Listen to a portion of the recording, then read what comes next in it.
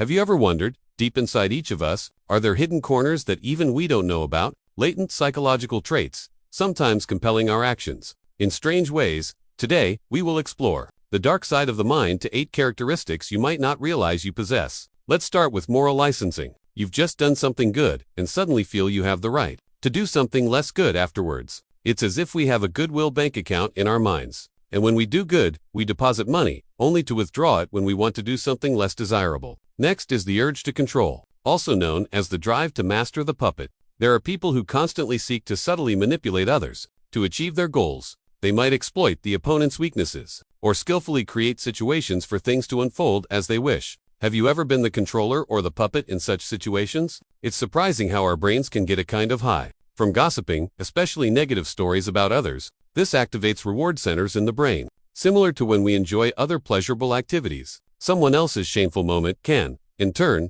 be a dopamine dose for us. Has someone hurt you, and the thought of revenge keeps swirling in your head? Just imagining retaliation can bring unexpected pleasure, sometimes sweeter than the actual act of revenge. Our brains release dopamine, making the anticipation of revenge. Our brains often stubbornly cling to their beliefs. But what about the cost? Do you ever feel that making a mistake is a terrible threat? That's the always right syndrome, even when faced with contrary evidence. In fact, smarter people are sometimes even better at rationalizing why they are right, regardless of the truth. We often tell small lies to keep social interactions smooth. But did you know that this habit can reduce the brain's sensitivity to dishonesty over time? From harmless lies, we can gradually slide into bigger deceptions without even realizing it. When someone tries to control our choices, or says, "Don't do that," our brains sometimes rebel. We want to do the opposite, just for the feeling of being forbidden. This is a natural reflex of independent will, but sometimes it pushes us into unwise decisions. Finally, shadow projection. We often unconsciously project uncomfortable emotions or traits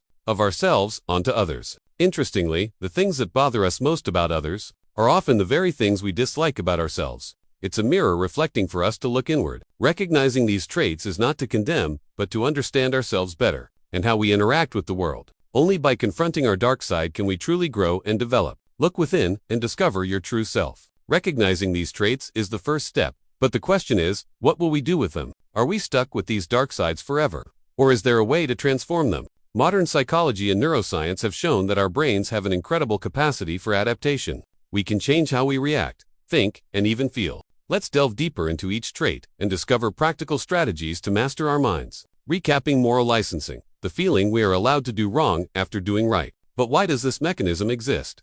Our brains love balance and self-justification. When we do good, it registers a plus point and creates a discount coupon for less ethical behavior. This is not deliberate cheating, but an unconscious psychological mechanism to maintain a good self. Example, someone who just had an intense gym workout immediately feels entitled to eat a large cake. Or someone who volunteers for community service, then allows themselves to litter carelessly. Solution: disconnect good deeds from bad actions. Recognize that each action stands independently. One good deed does not atone for a bad one. Practice gratitude after doing good, focusing on the positive feeling of contributing, instead of treating it as accumulated points. Set clear and consistent moral goals, not to be swayed by temporary licenses of the mind.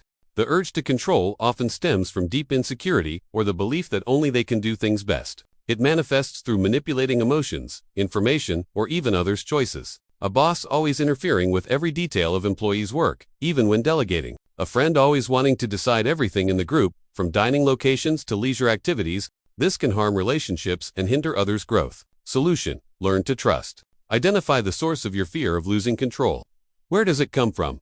Past experiences. Practice delegation and embracing imperfection. Start with small things. Let others choose the movie. Let colleagues handle part of a project themselves. Focus on controlling yourself and your reactions, instead of trying to control the external world. Gossip high is a complex social mechanism. It activates the reward system because it brings a sense of social connection, even if negative, a feeling of superiority. When gossiping, we feel like insiders, possessing exclusive information, and this stimulates dopamine. However, it erodes trust, creates a toxic environment, and ultimately isolates the gossiper themselves. Solution: transform communication energy. Instead of gossiping, focus on sharing successes, new ideas, or inspiring stories. Challenge yourself to go a day without saying anything negative about someone absent. When hearing gossip, politely redirect the conversation or show disinterest. Replace it with praise talk. Look for good things to say about others. The desire for revenge is a primal emotion, stemming from a wish to balance the scales of justice and self-preservation. Our brains release dopamine when we imagine revenge because it brings a sense of power, regaining control of the situation.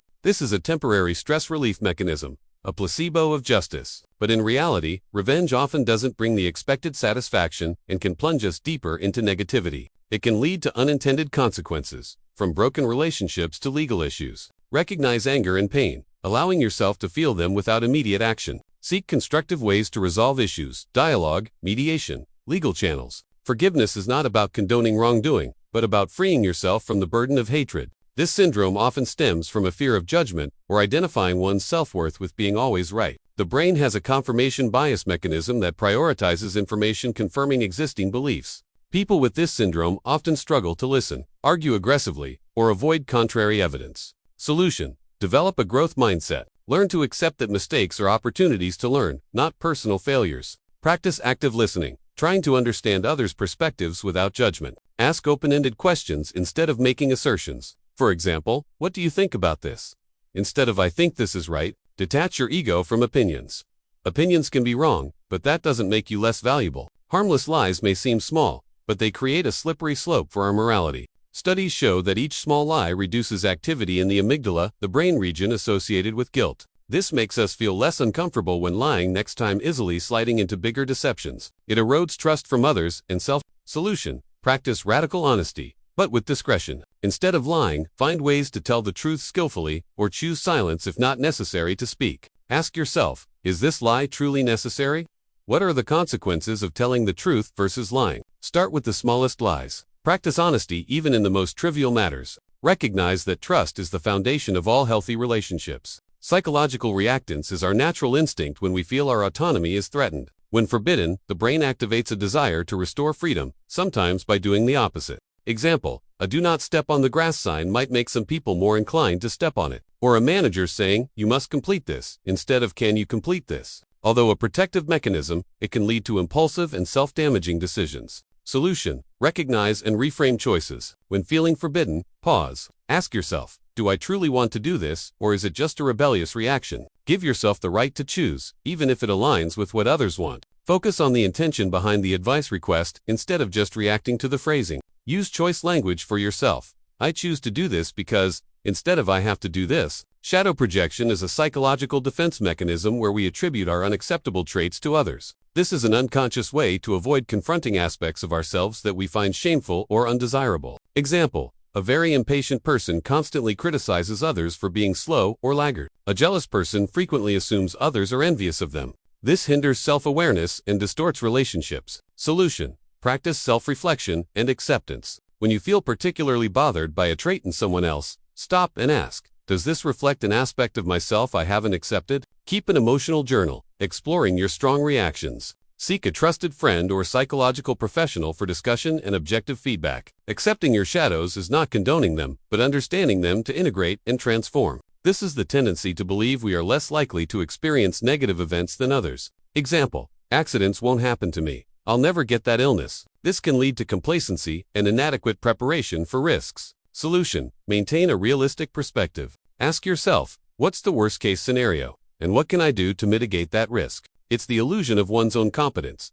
especially in less capable individuals. Those with less knowledge often overestimate their abilities, while truly competent individuals tend to be humble. Solution: continuously learn and seek objective feedback. Ask for opinions from experienced people. Be willing to receive constructive criticism. The fear that others are having more enjoyable experiences or achieving success that you are missing out on. Triggered by social media, it causes us to feel anxious, insecure, and dissatisfied with the present. Solution: practice gratitude and mindfulness. Focus on what you have and experience in the present moment.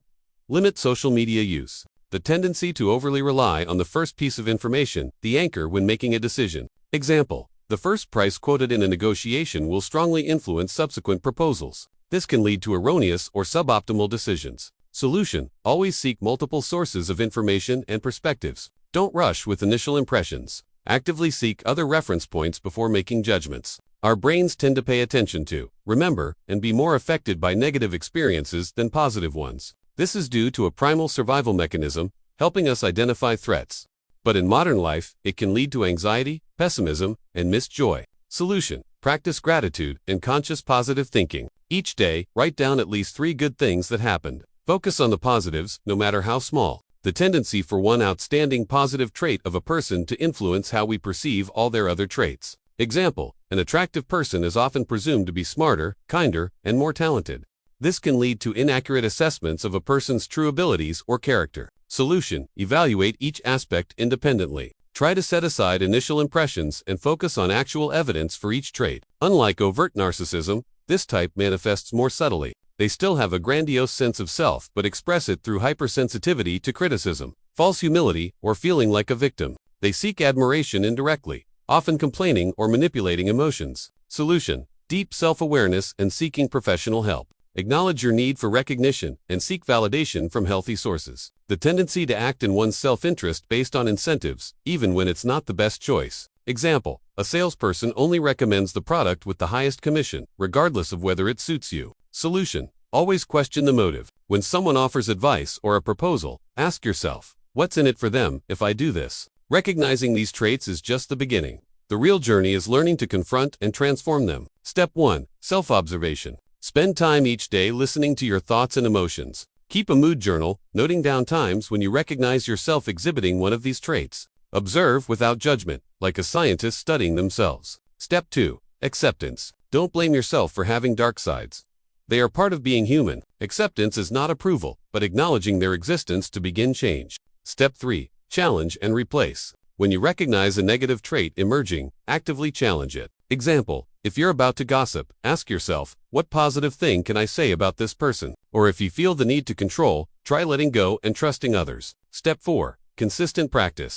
Changing psychological habits takes time and patience. Like exercising a muscle, you need to practice regularly to strengthen new neural pathways. Step 5. Seek support. Share with trusted family and friends. If struggling, don't hesitate to seek a mental health professional. They can provide tools and specialized guidance. Life is a continuous journey of discovery and growth. The hidden corners of the mind are not weaknesses, but mirrors. They reflect what we need to learn, the aspects that need to be loved and healed. When we are brave enough to look within, to understand our deepest motivations, we will open a door to true freedom. Freedom from unconscious reactions, freedom from negative cycles. Start your own journey today. Look within, discover your true self.